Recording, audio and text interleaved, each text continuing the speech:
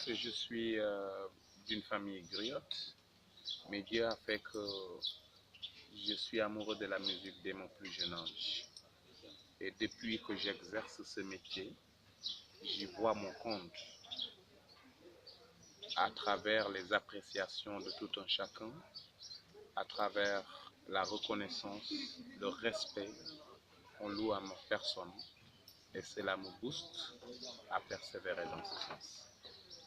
Euh, oui, Oui, le groupe WOK, c'était un groupe franco-sénégalais qui était composé de Marseillais et de Saint-Louisiens. C'était des Français qui étaient venus de Marseille, d'Aix-en-Provence, et ils m'ont rencontré. Et c'est là où est parti le groupe WOK. C'est notre rencontre qui a fait sa naissance. C'était en novembre 1995. Et nous avions été signés chez BMG, une grande maison de disques en Europe, jusqu'en 2000, 2002. Et c'est là où je suis revenu au Sénégal pour entamer ma carrière solo avec mon groupe Evolution. Et on compte à notre actif plus de 11 albums et nous continuons notre petit bonhomme de chemin. exactement. En 2004, vous avez sorti un album de, six, de 6 titres intitulé Chono Aduna. En 2017, vous avez sorti un album de 8 titres qu'on appelle Njugel. Qu'est-ce que vous pouvez nous dire dans la réussite de cet album, le dernier album? Bon, le dernier album, c'est un album où je rends hommage à tous ces gens qui m'ont tant accompagné dans ma carrière. Et je pense que ceci ouvre une nouvelle page dans ma carrière pour dire merci à ces gens qui ne ménagent aucun effort pour le développement de notre carrière. Voilà donc où nous avons sorti cet album Dukal sous forme de clé USB pour la première fois au Sénégal.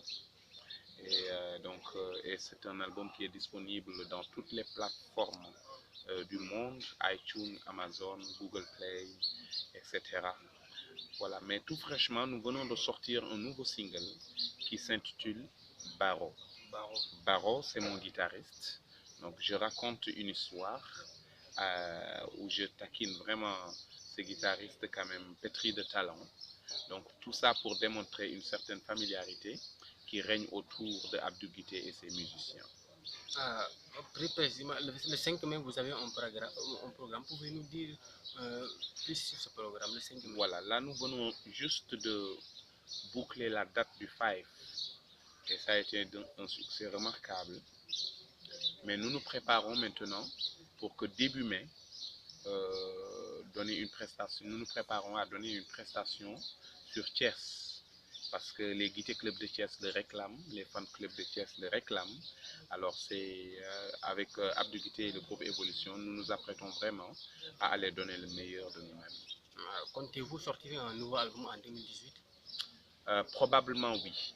Probablement oui. Parce qu'un single s'inscrit quand même sur une démarche de continuité, hein, de promotion.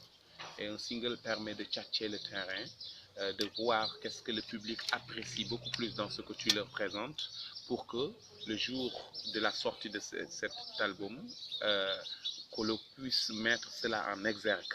En tout cas, plus cela qu'autre chose. Donc certainement Baro, aujourd'hui c'est Baro. Certainement on va sortir encore peut-être un deuxième ou un troisième single, mais qui va être sanctionné par un album. Actuellement, on constate que dans le milieu de la musique, il y a beaucoup de nouveaux talents qui viennent. Euh, Quel est votre point de vue dans la situation actuelle de la musique sénégalaise de manière générale?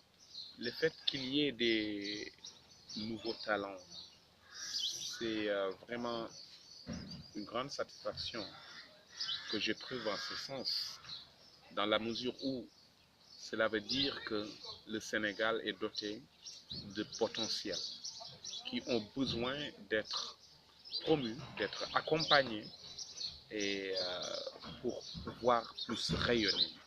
Je pense que c'est très positif et nos États ont le devoir de les accompagner, d'accompagner la musique et la culture dans son ensemble.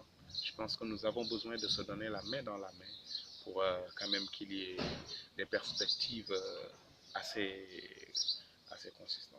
Si vous avez un message à faire passer plus exactement sur la situation politique actuelle du Sénégal, récemment, on a vu qu'on enlève beaucoup d'enfants au Sénégal et vous, vous êtes un défenseur des droits de l'enfant. Quel message aimeriez-vous lancer aux autorités compétentes? Mon message va à l'endroit certes des autorités compétentes, mais aussi de toute la population. Je pense que nous sommes tous témoins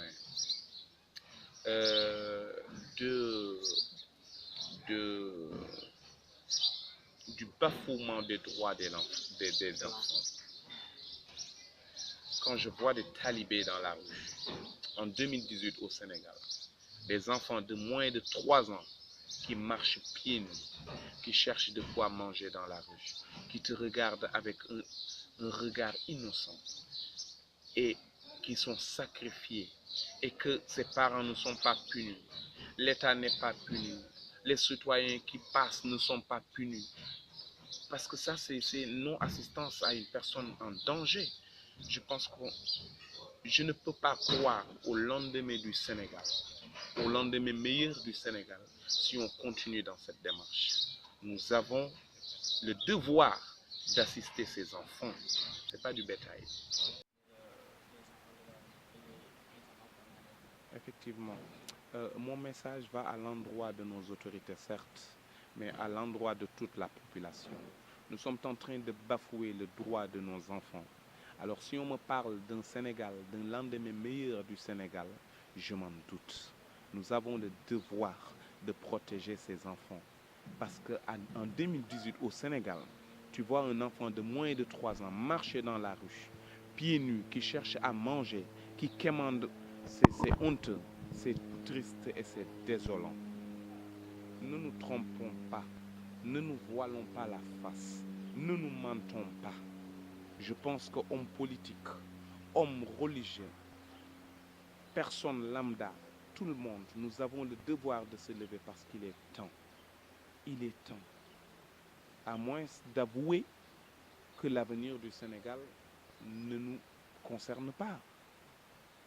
Parce que là, il y a problème, vraiment. Tout ce que je peux dire, je pense que j'ai beaucoup parlé dans mes chansons et dans mes interviews, mais je continuerai toujours de parler parce que il ne faut pas arrêter. Dieu m'a donné la parole pour s'exprimer. Je ne peux dire quand même les mots de cette société pour un avenir meilleur, car le Sénégal est mon pays. Donc il est temps de se réveiller, vraiment. Merci.